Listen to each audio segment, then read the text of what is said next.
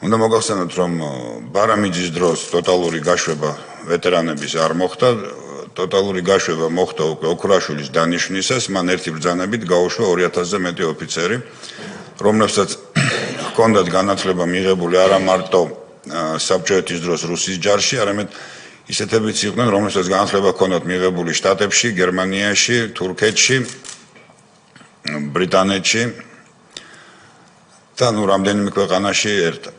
იმიტომ რომ იქ იყო არა მარტო საუნივერსიტეტო განათლება, იქ იყო კურსებიც, რომელიც ძალიან დიდ ცოდნას გამოცდილებას აძლევდა ადამიანს.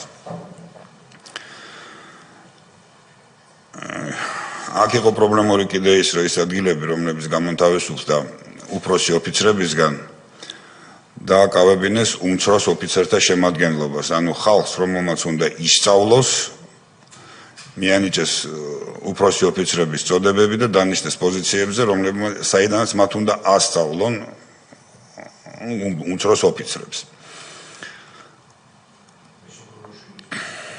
ეს ოქროაშვილის დროს მოხდა.